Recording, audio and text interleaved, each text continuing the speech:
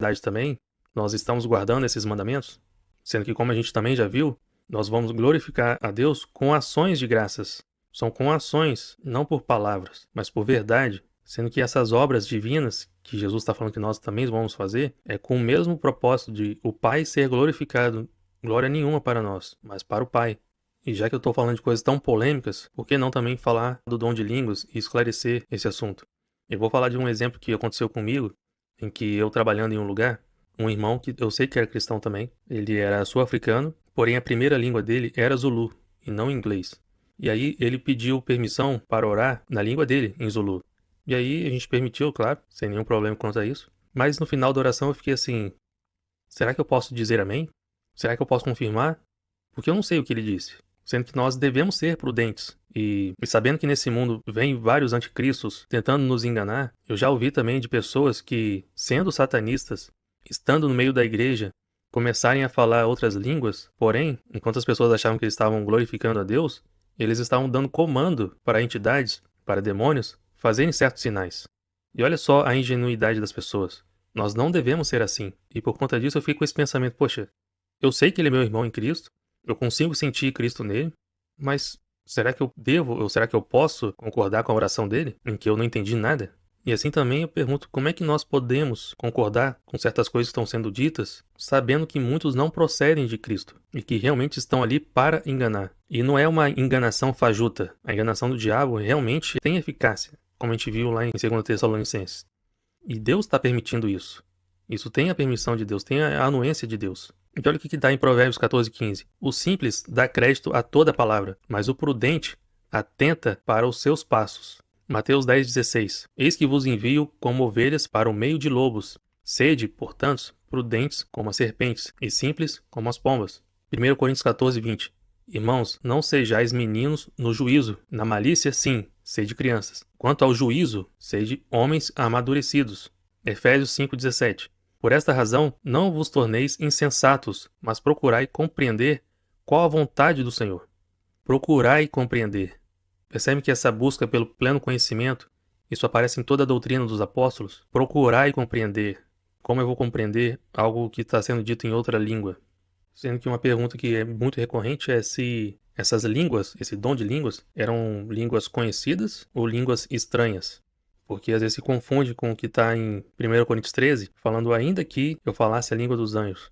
Mas essa expressão ainda que pode querer dizer ou significar a inexistência disso. Porque o apóstolo Paulo não era rico e ele ainda diz, ainda que eu distribua todas as minhas riquezas, e ele não tem essas riquezas todas, mas é uma figura de linguagem, ainda que eu tivesse e ainda fizesse, e ele fala da mesma forma, ainda que eu falasse a língua dos anjos, ou seja, era muito provável que não falasse.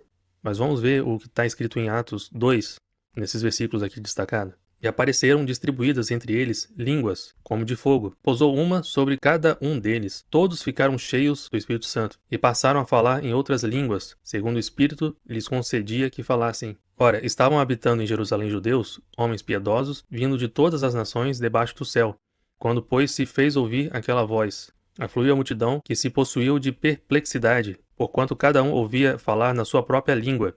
E lembrando o contexto aqui, eu sei que a palavra Pentecostes não nos dá a conhecer qual a origem dessa festa, né? Porque, na verdade, Pentecostes é a celebração da outorga da Torá. O que é isso? Quando Moisés desceu do Monte Sinai com as tábuas da lei, esses dias foram os dias 6 e 7 de Sivan. Nesses dias é que se comemora a outorga da Torá. Moisés recebeu de Deus e ele começa a transmitir isso para o povo. Então, nesses 2 dias é a festa que é chamada de Pentecostes. E existem algumas festividades que os judeus, mesmo morando muito longe, eles vêm até a Terra Santa para celebrar isso, principalmente a lei. A lei era a principal festa, né, dessa outorga da Torá.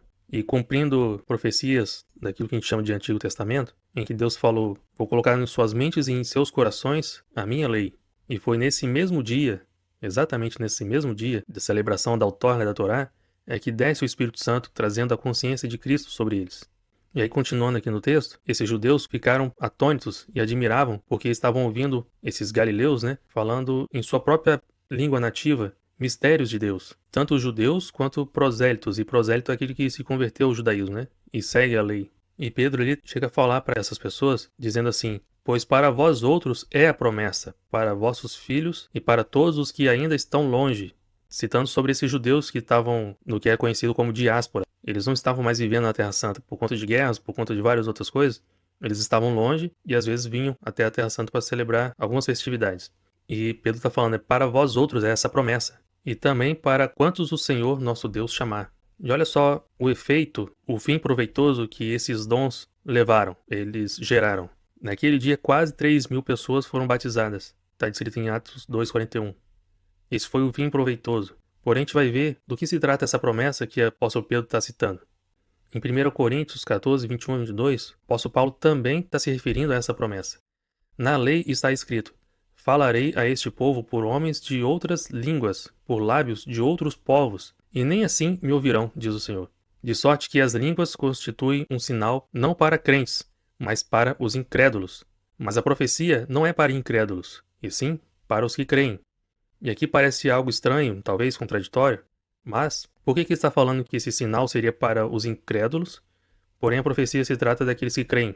Porque quando Isaías escreveu isso, no capítulo 28, ele está falando isso para os judeus, aqueles que creem que Deus é um Deus único. Mas o apóstolo Paulo está falando que essas línguas são sinais para os incrédulos. Por quê? Apesar de eles crerem que Deus é o Deus único, o verdadeiro, infelizmente eles estavam negando a Jesus como o Filho de Deus, o Messias. E por isso, apesar de eles serem os que creem, também são os que são incrédulos. Creem que Deus é Deus, mas não creem que Jesus é o Messias. Então esse sinal não se trata de uma coisa que deva acontecer para os cristãos, os que já creem que Jesus é o Messias. E aí, não sei se é de conhecimento também, porque eu também não conhecia isso, eu não sabia que o dom de línguas tem este propósito, de anunciar aos judeus que estão na diáspora, cumprindo a profecia de Isaías 28. E o que está em Isaías 28? Destaquei aqui uns versículos que diz assim, pelo que por lábios gaguejantes e por língua estranha, falará o Senhor a este povo, ao qual ele disse, este é o descanso, dai descanso ao cansado, e este é o refrigério, mas não quiseram ouvir. Ouve, pois, a palavra do Senhor, homens escarnecedores, que dominais este povo que está em Jerusalém. E quem são estes que dominam os que estão em Jerusalém? São os líderes religiosos daquela época. E ele também diz assim, portanto, assim diz o Senhor Deus, eis que eu assentarei em Sião uma pedra já aprovada, pedra preciosa, angular, solidamente assentada. Aquele que crê não foge. Sendo que, na verdade, esse descanso que os estrangeiros vão falar para os judeus, se trata de Jesus. Este é o descanso. E a gente vai ver depois também Jesus falando, vinde a mim, vós que estáis cansados, e eu vou dar descanso a vocês. E a continuação aqui no capítulo 28 de Isaías, ele chega a citar que os judeus estão fazendo uma aliança com a morte, no seguinte sentido, por conta dessa aliança com a morte, certas coisas não vão nos atingir. E olha o que ele diz, a vossa aliança com a morte será anulada, e o vosso acordo com a lei não subsistirá. E quando o dilúvio de açoites passar, sereis esmagados por ele. Todas as vezes que passar, vos arrebatará, porque passará manhã após manhã, e todos os dias e todas as noites, e será puro terror o só ouvir tal notícia. E isso quer dizer que, por conta dessas guerras que ainda viriam, isso dá a entender que ainda haveriam mais diásporas. Em Jeremias 6, 16 e 17, Deus diz assim, ponde-vos à margem do caminho e vede, perguntai pelas veredas antigas. Por que são antigas essas veredas?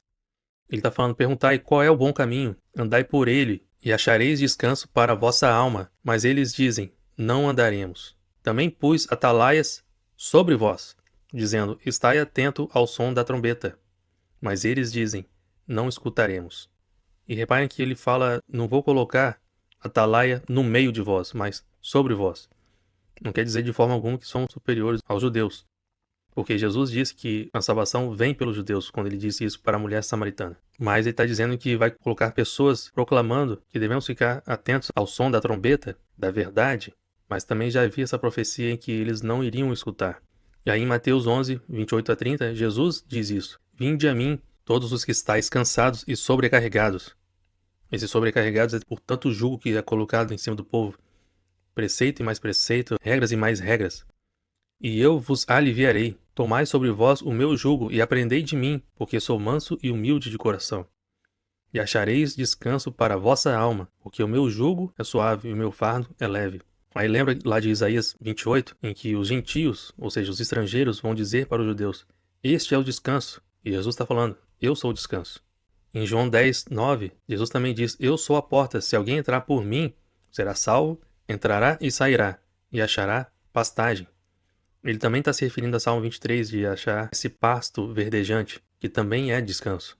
E olhem só a ordem que Jesus nos dá. Em Atos 1:8, ele diz: "Mas recebereis poder ao descer sobre vós o Espírito Santo, e sereis minhas testemunhas, tanto em Jerusalém, como em toda a Judéia e Samaria, e até os confins da terra." E a gente vai ver o propósito disso também. E em Mateus 10, 5-7, ele especifica a ordem dessas coisas. E ele deu as seguintes instruções aos discípulos, que viraram apóstolos: "Não tomeis rumo aos gentios, nem entrais em cidades de samaritanos, mas de preferência procurai as ovelhas perdidas da casa de Israel. E à medida que seguirdes, pregai que está próximo o reino dos céus." E essa é a importância do dom de línguas para cumprirmos a promessa, a profecia feita lá em Isaías 28, de anunciar primeiro aos judeus e depois aos outros. E por que disso? Porque esses judeus estando em diáspora, isso significa que não estão na terra de Israel, mas em outros países, o hebraico ou o aramaico não é a primeira língua deles mais. Mas Deus quer que eles entendam perfeitamente o que está sendo dito. Porque mesmo tendo a cultura judaica, às vezes sabendo falar certas palavras, certas frases, em hebraico mesmo, eles não têm influência nessa língua. Então, apesar de saber recitar certas coisas na língua original, eles não têm mais a fluência nessa língua, que seria o hebraico ou o aramaico. Por isso que Deus está enviando pessoas que falam das coisas divinas na primeira língua dessas pessoas. E qual seria um exemplo para poder entender isso? Vamos supor que eu sou um judeu, que nasci aqui no Brasil, e apesar de saber recitar certas coisas em hebraico, eu não entendo ele completamente. Na verdade, eu entendo quase nada, porque eu nasci falando português e aprendi a cultura judaica ao longo do tempo. Mas Deus, querendo me alcançar, está usando gentios, ou seja, estrangeiros, pessoas que não são judeus de nascença, para falar em português para mim grandezas de Deus, confirmando que Jesus é o Messias, para que então eu possa tomar essa decisão, então seguir esse caminho e então achar o descanso, para que então eu também possa passar por esta porta que é Jesus. E essa é a principal importância do dons de línguas, de atingirem primeiro aos judeus que estão em diáspora, para então serem usadas para anunciar também o evangelho aos outros. Tipo, se eu sendo brasileiro falando português e for para a Grécia, o que vai me adiantar falar português lá? Que almas que eu vou alcançar? O que eles vão entender se eu falar português lá?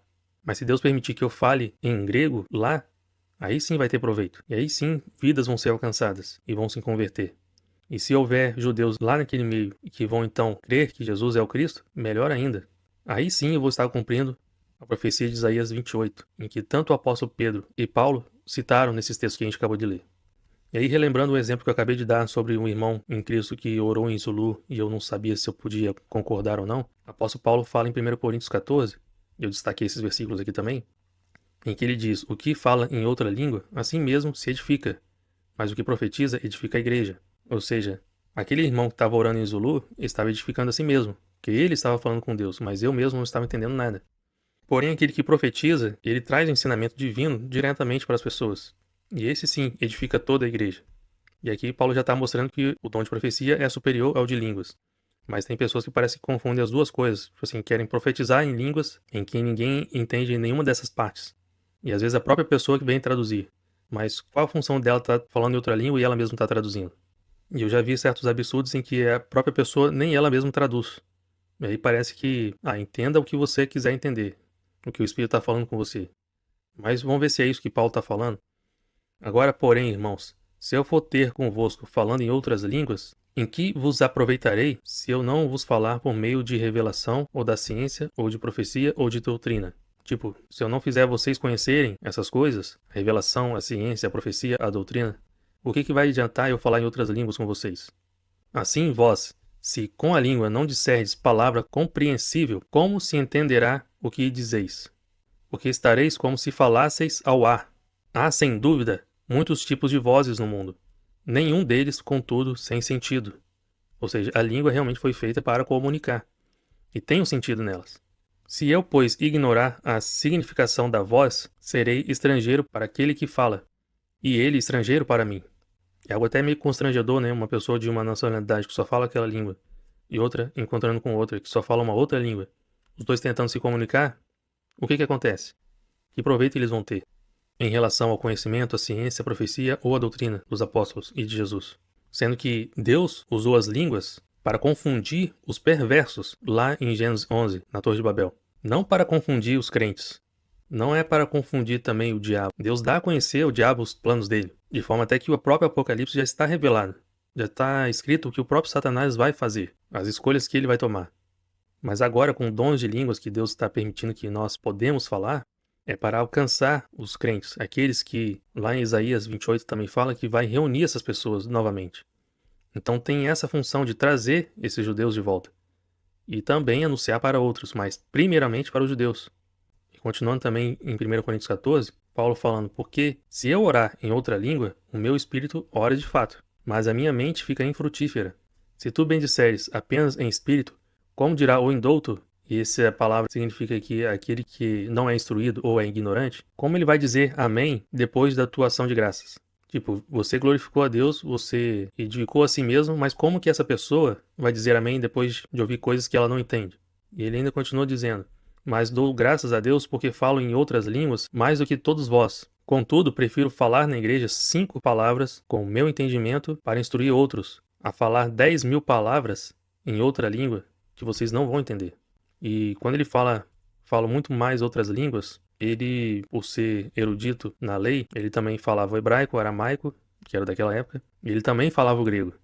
E talvez, possivelmente, falava ainda outras, que não está relatado também. Mas ele especifica, eu prefiro falar 5 palavras com o meu entendimento para instruir vocês, do que falar 10.000 que vocês não vão entender.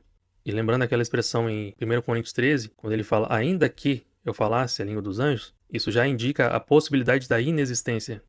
Em que, ainda que eu tivesse, eu não tenho, mas ainda que eu tivesse e não tivesse amor, não teria proveito nenhum.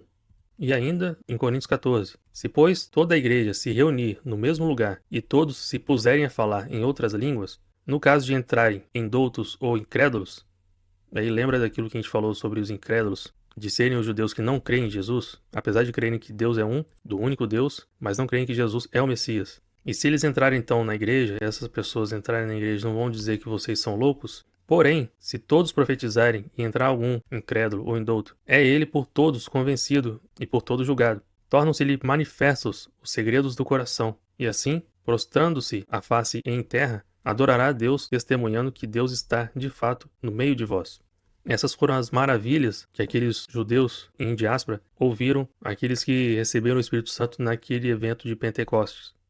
E olha uma advertência que o apóstolo Paulo nos dá em 1 Coríntios 2, 24 e 26. Ora, é necessário que o servo do Senhor não viva a contender, e sim deve ser brando para com todos, apto para instruir, paciente, disciplinando com mansidão os que se opõem, na expectativa de que Deus lhes conceda não só o arrependimento para conhecerem plenamente a verdade, mas também o retorno à sensatez, livrando-se eles dos laços do diabo, tendo sido feitos cativos por ele para cumprirem a sua vontade.